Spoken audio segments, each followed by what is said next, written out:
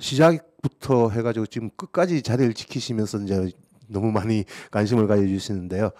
여기 방청객에 있으시면서 나는 이건 꼭 좀 이야기를 해야 되겠다 하는 또는 질문을 해봐야 되겠다 하는 이야기들이 있을까 싶어서 그 부분을 좀 들어보고자 시간을 좀 제한했던 거 양해해 주시고요. 혹시 뭐 꼭 하시고 싶은 이야기라든지 많으신데요. 예, 일단 그 간단하게 누구신지 소개해 주시고요. 길게 좀 많으신 것 같아서 좀 간략간략하게 이야기해 주시기 바랍니다.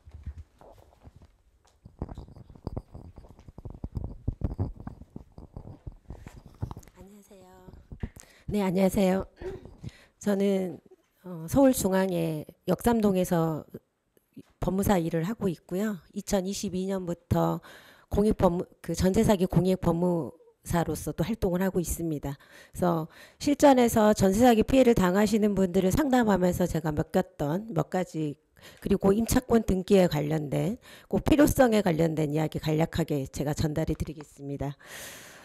지금 전세 사기 유형이 계속 진화하고 있는데요. 최근에는 좀 전세 사기가 너무 대범해져서 전세금을 이제 그 기존에 있는 세입자한테 돌려주고 새로운 세입자한테 돈을 받아서 기존에 있는 세입자한테 돌려줘야 되는데 기존의 세입자한테 돈을 받고는 아니 새로운 세입자한테 돈을 받고 기존 세입자한테 돈을 돌려주지 않는 사기가 지금 초로동 일대에서도 발생했고 지금 굉장히 많이 그런 문제들이 발생하고 있는데요. 임차권 등기를 한다면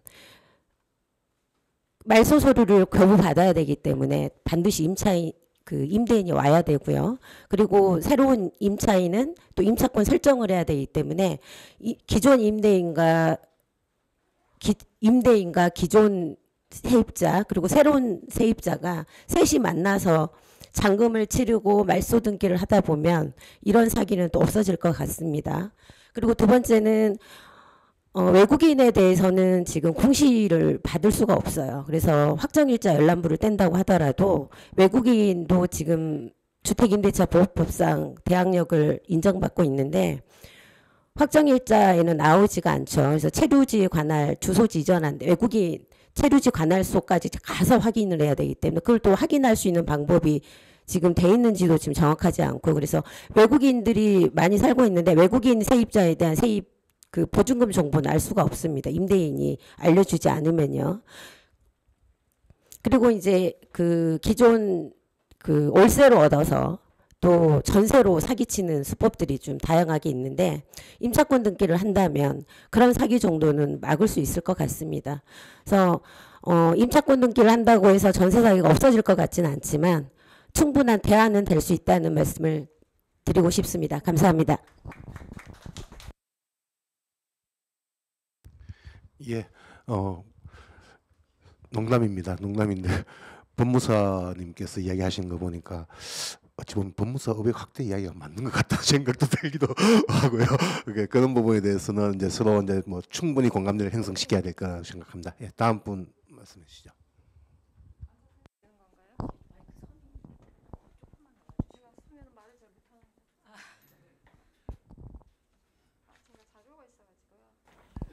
우선 당장 저는 저 제안에 동의하는 것은 아니고 구봉기 소장님의 의견을 전적으로 동감합니다. 그리고 다만 법무사 업역 확대 그 부분은 전혀 말도 안 되는 얘기라고 생각하는 게요.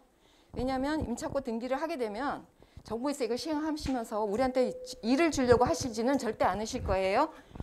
뭐 전자도 있고 간단하게 얼마든지 뭐 계약서만 내고 일정적 뭐 신분증 증명서나 이런 것만 내면 등기가 되도록 처리를 하시겠죠.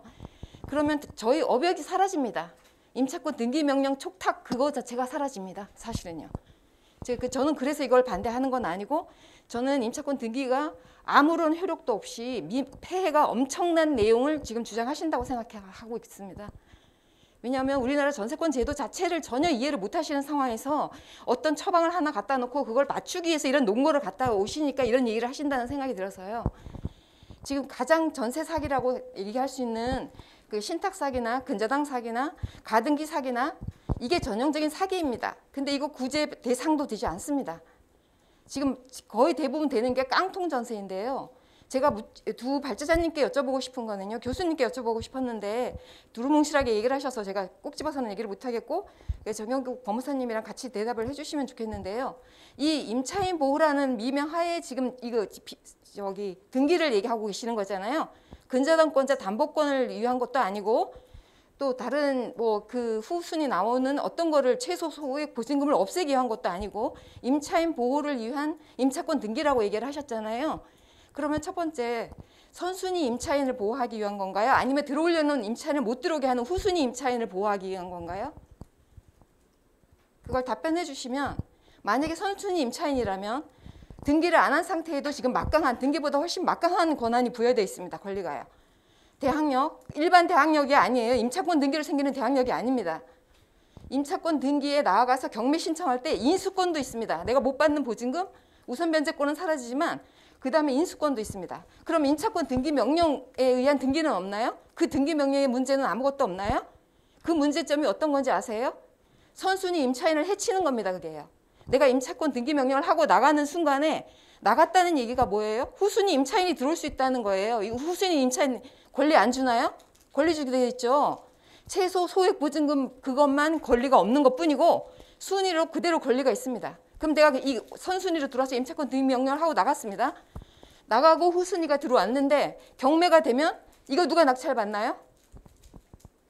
아무도 낙찰 안 받겠죠. 인수되는 임차인이 둘이나 있습니다. 그러면 선순위 임차인, 후순위가 안 들어왔으면 등기가 없었으면 안 들어왔을 후순위 임차인이 들어오는 순간에 내가 낙찰도 못 받습니다. 다시 말해서 임대인 배를 한 번 더 불려주시는 거예요. 그 등기를 지금 미리 하시겠다는 거예요. 그 다음에 선순위 임차인이 아니고 후순위 임차인 보호라면 선순위는 이미 지금 막강한 권리가 있는데 내 정보가 모두 공개됩니다. 나는 얻는 거는 하나도 없는데 후순위 들어오는 임차인을 막기 위해서 내 모든 정보가 그러니까 스토킹 같은 걸 예를 들어도 내 주위에 따라오기만 하면 지금 문제되는 건 다 빌라입니다. 아파트는 지금 경매 시장 가보면 낙찰 가격이 100% 넘습니다. 그럼 지금 빌라들이 문제인데 이 빌라 몇 개 안 되는 호실 어떤 사람이 그쪽으로 들어가는 것만 알면 등기부 다 열람할 수 있습니다. 내 재산, 내 기간, 내 거주 상태, 이사를 가면 이사 가는 모든 게 영구히 남습니다. 왜 정보 공개에 그것 때문에 그 전입세대 열람을 제한했겠어요? 그런 막대한 피해는 도대체 뭐를 위해서 이걸 하신다는 거예요? 원하나요? 그 전 임차인이? 후 임차인을 못 들어오게 하기 위해서 전 임차인을 희생시켜야 된다는 건가요? 그 전 임차인이 원할까요? 이걸요? 그 다음에 우리 구조는요. 전 선순위 임차인이 들어와서 지금 문제되는 게 저희 주인이 깡통 전세, 돈 한 푼도 없이 사는 구조예요. 이거는 등기가 됐다고 안 들어오는 게 아닙니다. 그럼 신탁된 부동산, 근저당 돼 있는 부동산은 왜 들어오나요? 공시가 안 돼 있어서 들어오나요? 아니잖아요. 그럼 공시를 했는데도 내가 방을 비워줬기 때문에 들어왔어, 누가. 그러면 그 사람은 보호가 어떤 게 되는 거죠? 공시 때문에 들어오지 말라는 건데 안 들어왔는데 그 사람이 임차인인가요? 그러면 선순위 임차인은 방을 빼서 나갈 수 있나요? 주인은 집값이 하나도 없는 깡통 전세로 집을 샀습니다. 다시 말해서 임차인이 주인이나 다름없는 거예요. 부동산 가격은 임차인 냈습니다. 근데 이 임차인을 희생시켜서 너는 이사도 가지 말라고 합니다. 이 이사는 우리나라 전세제도는 집값에 상당한 전세금을 넣고 모두가 몰려 있습니다. 나가는 나도 마찬가지고 내가 이사 갈 집에 임차인도 걸려 있고요. 들어오려고 하는 후순위 임차인도 걸려 있습니다. 똑같은 지위입니다. 그리고 다가구 문제 얘기하시는데 다가구는요. 이미 중개하는 데서도 다 나타나 있습니다. 다 할 수 있습니다. 공개돼 있어요. 네이버 부대공수 치면은 현존 임차인이 얼마에 들어있는지 다 나와 있습니다. 그리고 소유하는 거랑 달라서 적어도 내가 살 집은 한 번은 가봅니다. 임차인이 들어있는지 얼마인지 그걸 확인 안 한다고요? 그러니까 저는 탁상 정책이라는 생각입니다. 저는 일도 효과는 없고 폐해는 엄청 많다고 생각합니다. 제가 개인 혼자 운영하는 법무사인데요. 문을 닫고 온 이유입니다. 이게 이 감당은 법이 개정되는 것도 이만큼 힘듭니다. 이렇게 많은 시간과 노력을 들여가지고 법이 개정되는데 그게 만약에 잘못된 법이라면 그거 바꾸기 쉬우시겠어요? 두세 배 이상의 힘이 들 겁니다. 왜냐? 그거에 따른 이해관계인이 분명 생겼을 거예요. 말씀하시는 임차인 보호라고 하시면서 후순위 담보권자 보호하시는 얘기도 하시던데 그런 분들이 생기고 났을 적에 이 법을 없애라고 하면 없애나요?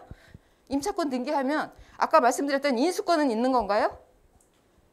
아까 주장하시는 내용이 의무로 강제할 수 없기 때문에 선택, 임차인이 원할 적에 한다고 그랬는데 임차인이 원해서 하면 공시가 안 되는 거 아닌가요?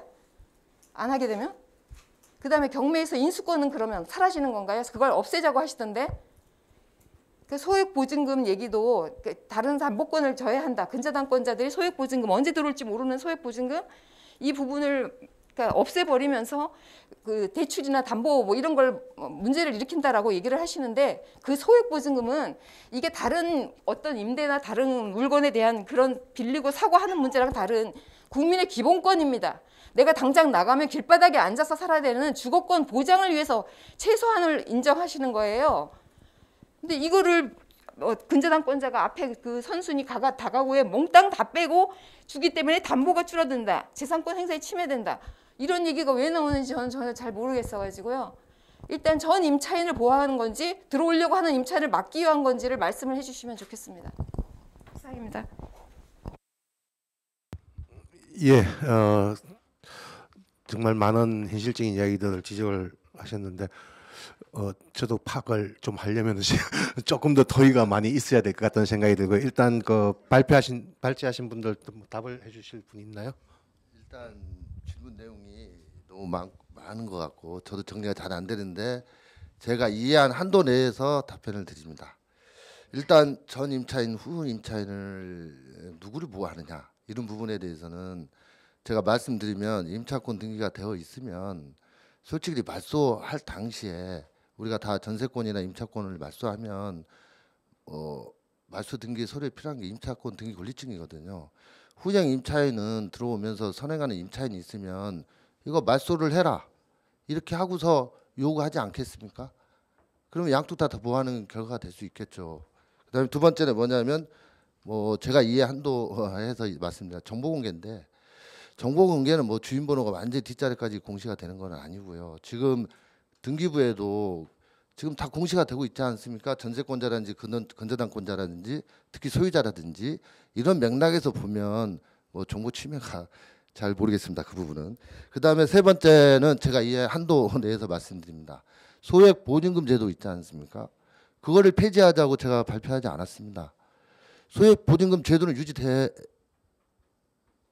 된다고 저는 말씀드린 겁니다. 제도는 유지하되 지금 경매 개시 결정 신청 전에 확정 일자를 안 받아도 전입과 점유를 갖추면 최우선 변제권을 인정합니다. 이건 문제가 있지 않겠습니까? 이게 하나만 가지고서도. 일단은 소액에 대해서는 확정 일자를 부여해서라도 공존하냐 이런 부분은 더 심도 있게 토론하겠습니다. 제가 이해한 부분은 이 정도 선입니다.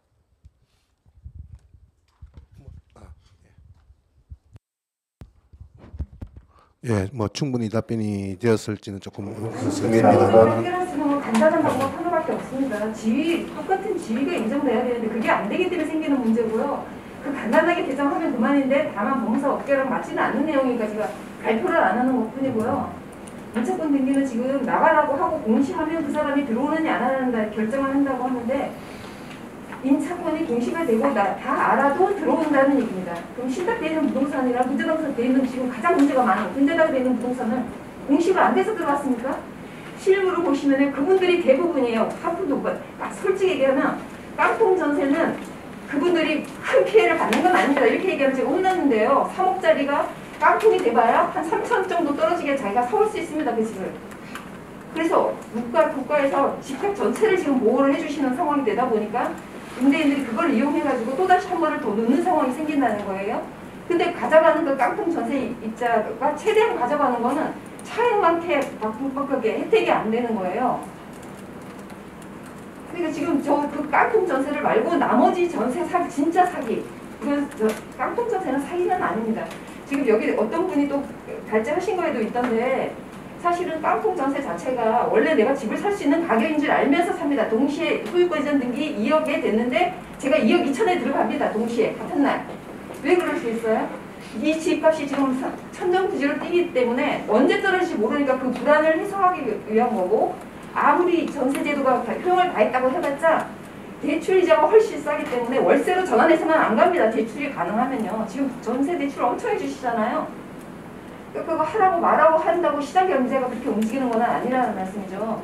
그래서 절대 공시에서 총수님 다른 임차인이나 어떤 분이 보호되는 거는 일도 없다고 생각합니다. 어떤 얘기를 하셔도 저는 그에 대한 다른 사례가 있기 때문에 다 말씀드릴 수 있어서요. 지금 그런 대개적인 구체적인 얘기를 하자는 건 아니니까. 예.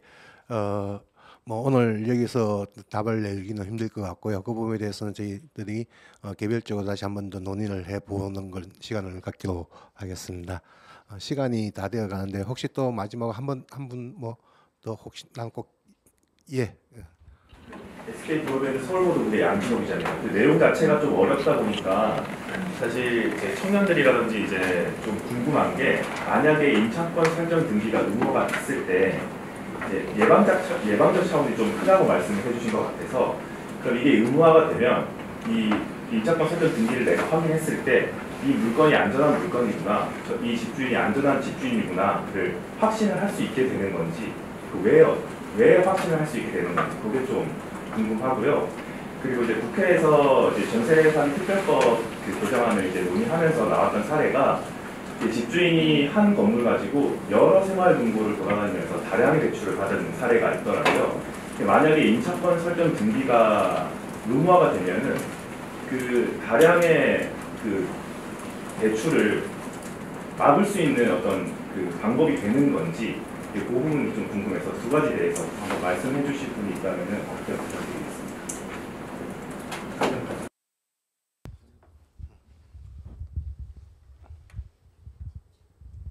일단 첫 번째 질문에서 답변드리겠습니다.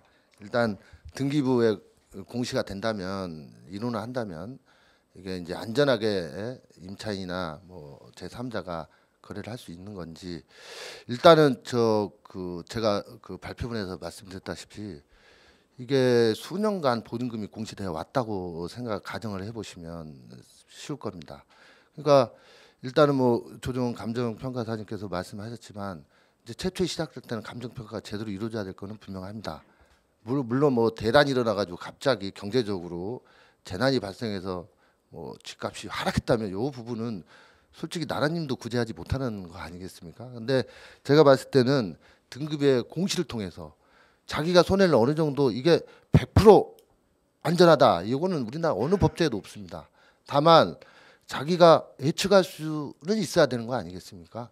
이런 차원에서 뭐 솔직히 말하면 등기부의 공시 제가 어느 정도 예측 가능성이 있어야 된다에 좀 그 도움이 될 겁니다. 근데 이제 두 번째는 한 건물에 대해서 다량으로 근저당을 설정한다. 이런 부분은 뭐 일단은 금융기관은 대출에 앞서 선순위 임차인이 있는지 없는지 확인합니다. 전입세대 열람을 통해서요. 그런데 이런 경우에서도 이제 사기 아닌 사기가 들어갈 수도 있고 또 임대인은 잠깐 나갔다 와라 임차인은 이렇게 말한 경우도 있었습니다. 근데 임차권 등기가 되면 절대 그런 일이 없겠죠. 금융기관이 임차권 등기가 돼 있으면 자기 나름대로 더군다나 몇 년간 이루어진 보증금이 공시됐다면 물론 대출은행에서도 사실상 또 감정평가를 할 수 있겠죠. 그렇죠? 이 감정평가 금액이 보증금에 공시되는 금액과 정확하다고 제가 말씀을 안 드립니다. 아까로 임차인이 예측 가능성이 있어야 된다. 이래서 금융기관도 임차권 등기가 돼 있다면 대출에 앞서서 이걸 말소해주면 대출해줄게 이렇게 제시하지 않겠습니까? 뭐 이 정도 선에서 대답을 드립니다. 네. 예. 그리고 이제 혹시 뭐 시간이 많이 경과해서 이제 예정된 시간이 다 되었는데요. 혹시 꼭 마지막으로 이 말은 꼭 해야 되겠다는 이야기가 있을 것 같아가지고 예. 네, 저는 이게 전부 아니면 전무의 문제가 아니라 이렇게 접근을 해야지 바람직하다고 봐요. 그 임차권 등기를 통한 효과는 우리들이 거두면서 기존의 권리를 해치거나 편의성을 해치지 않아야 된다. 그러니까 어떻게 접근을 하는 게 저는 맞다고 보냐면은 임차권 등기를 통한 효과는 우리가 다 거두면서 기존의 권리는 그대로 유지하고 편의성은 높이는 방향으로 어떻게 나아갈 것인가에 대한 기술적 얘기들이 다음 토론회라든지 이런 곳에서 조금 더 필요하다고 보여집니다. 네, 이상입니다.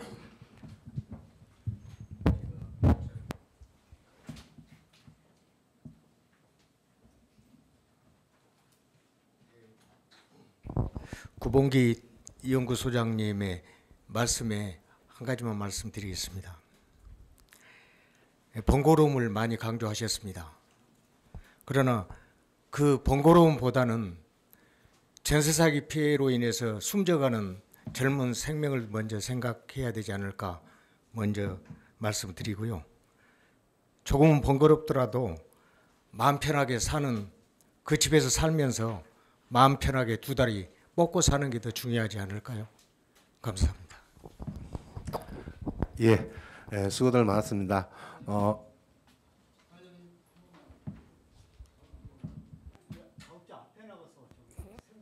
예, 간략하게 말씀해 주시기 바랍니다.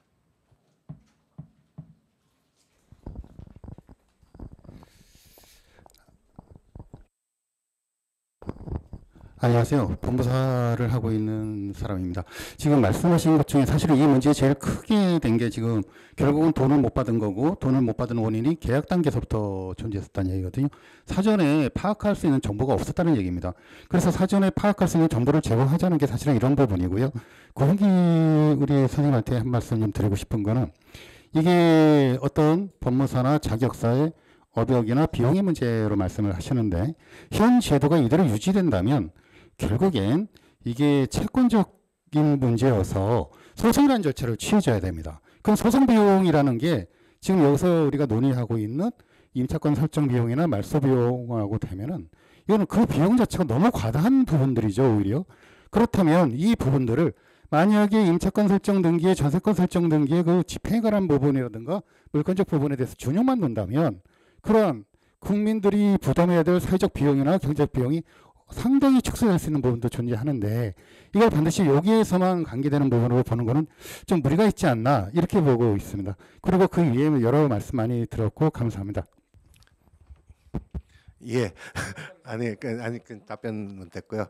아까 말씀드렸지만은 그 부분에 대해서 이야기하면 끝이 없어지는 것이고요. 사실 저희들이 경실련 입장에서도 이제 이 토론회 준비하면서 많이 이야기했던 부분이, 법무사 단체를 위해서 우리가 이런 일을 하는 것은 있을 수가 없다. 그러니까 법무사의 업역 확대라는 것은 절대 아니다라는 전제, 물론 거기에 대한 반발 많이 나올 테니까, 그래서 이제 그 부분을 굉장히 조심스럽게 접근해가고 있는 것이고요. 사실 저희들이 오늘 뭐 이렇게 해서 의무화와 관련된, 사실 오늘 기자회견이 아니고 토론회입니다. 토론회라는 것은 더 좋은 방안을 찾아가기 위한 우리 첫 걸음으로서 이제 시작을 했다라고 판단을 해주시면 될 것 같고요.